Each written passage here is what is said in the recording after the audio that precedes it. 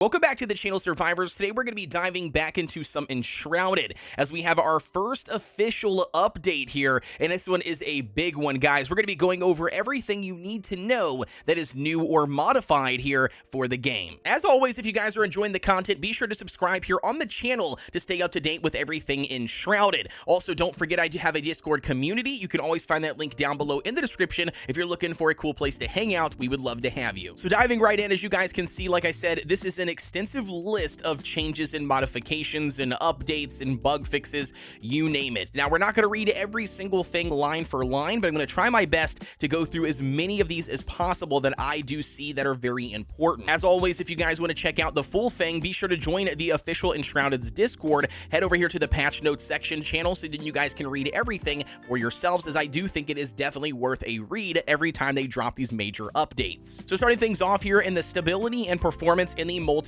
and server section, both of these sections are basically talking about, them fixing several crash errors. They're fixing several, various random things that could potentially happen on a rare occasion to certain players. Well, it looks like they're pretty much just, squashing a lot of those things, adding in a lot more stability and performance to how the game runs smoothly. One of the major ones is they fixed an issue that sometimes prevented successful logging into a dedicated server. So hopefully they have officially squashed that, as it says here they fixed it, and then that you guys, if you were having any of those issues, could dive right into the game. Now, next up, we have the rendering. They've improved the instance where too low of resolution of textures was being used on objects in the world. I did experience this one quite often, especially after doing a lot of fast traveling in a short time span. It did seem to happen more often when I would do that, and I just experienced this as early as last night's live stream. So again, happy to see that one is officially addressed. Moving on to the game world changes, they talk about the timer of the reset of content in the game world has been lowered to 30 minutes.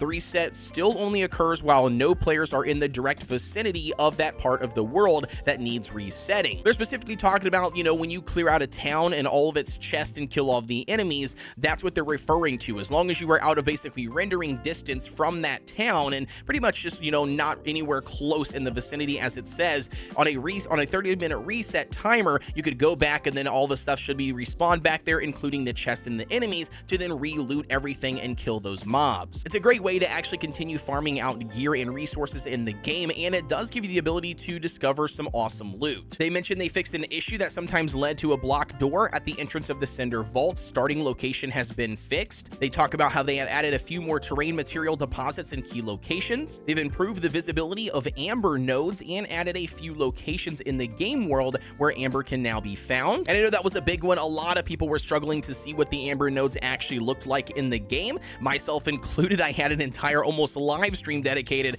to finding amber because that was the stage of the game that we were at, and I just simply did not have any clue of what it looked like or where it was located. Additionally, they've improved the scattering of tumbleweeds in the Nomad Heights. Several points of interest have been polished concerning visuals, chest locations, and gameplay. Now, I know this was a big one. There was a couple of really awesome, badass locations we discovered, but it was missing a chest or two or lackluster on loot in general. They fixed several areas in the world where the path was blocked by dirt, and they improved the visuals for the ground fog and adding more ground fog to the Revel Woods. And I think when it comes to all these game world changes, I think it's a big W. I like all the individual changes. So far, so good. I haven't seen anything that I'm questionable about, and I think this does really show that the developers are paying attention to what players are interacting with and potentially complaining about. Now, moving on to the gameplay section, this is the biggest section, but it does have a lot of really important key things. The very first one is the recipe for the rake is now correctly unlocked. I know a lot of people had this issue, myself included, not even being able to see the recipe for the rake and where you can craft it, but I did happen to get lucky one time and it did show up in my inventory for me to at least craft one of them. Additionally, the first magical storage chest is now available earlier in the crafting progression.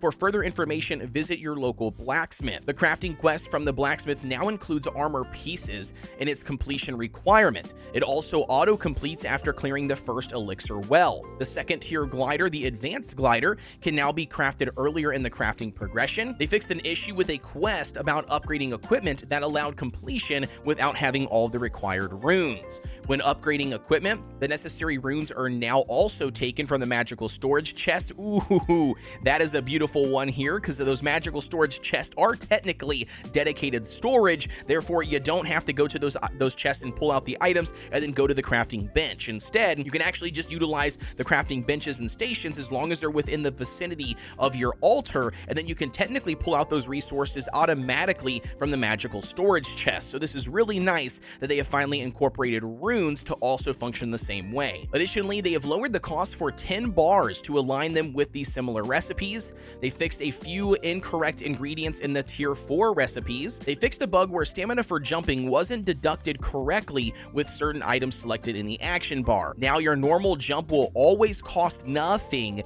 while a sprint jump and a double jump will always use the intended stamina cost. Very interesting here. And this one is huge, man, especially for magic users. If you guys are not double jumping or sprint jumping, but just jumping in general, it's not going to consume stamina, which again is really nice for the shield and wand method that I dropped in my most recent video. Now you can add jumping to that list as long as you're not double jumping or sprint jumping. This also will not consume your stamina and take away from your blocking. Next, they fixed a bug where players could seamlessly chain long sprint jumps and therefore traverse the map faster than intended.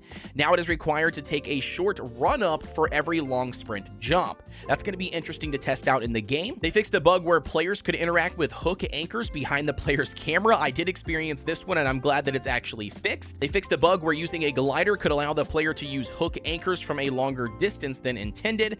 They fixed a bug where interacting with a bed could lead to the player character floating upwards continuously. That was a little joke in a little TikTok video that they made showcasing a creator that had done this, and it was actually pretty funny, but it looks like they finally got that under wraps. They fixed the warrior skill Absorb, and unfortunately, guys, we got our very first nerf as they have nerfed the skill Water Aura for the wizard tree. It was just too good, they claim. Man, dude, gone are the days that I was able to utilize my wizard build and stack on this water aura, dude. It was bonkers. I almost never had to use a healing potion because, yes, as the description says, it was just too good. Additionally, they buffed the tier 3 ice bolt spell by adding area damage. Ooh, we're gonna have to try and test that one out. I think I do have the tier 3 spell potentially already crafted and ready to go.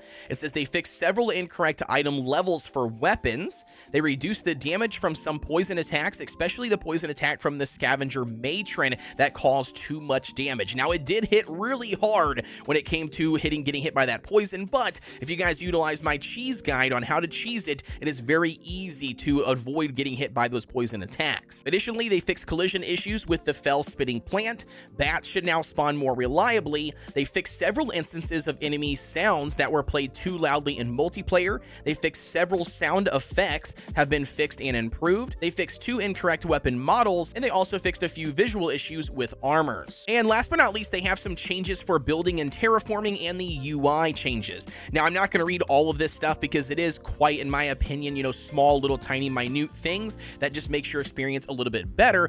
So if you guys are interested, maybe you're builders and terraformers and stuff, you might want to read the full section for yourself. But I want to point out a couple of things that I thought were very important. One, that was they fixed a way to bypass maximum of bases that the current flame level would normally support. That one is a big one. I know a lot of people were complaining about that, and I know they're glad that it is finally fixed. Additionally, they have fixed a bug where the action bar couldn't be cycled with the mouse wheel while holding control. Now, this one was a really pain in the ass. I did have this several different times, and I'm glad that hopefully this bug is officially squashed, and now you can scroll the hotbar holding control a lot smoother. And additionally, I want to mention they fixed several text issues for weapons and armor stats. That was super annoying, and then also they fixed several smaller text issues, hopefully allowing the text to be a little bit bigger and more legible on certain items. And that's officially a wrap, guys. I know the video was a little bit longer than what I typically upload here on the channel, but it is the very first patch notes and updates for Enshrouded.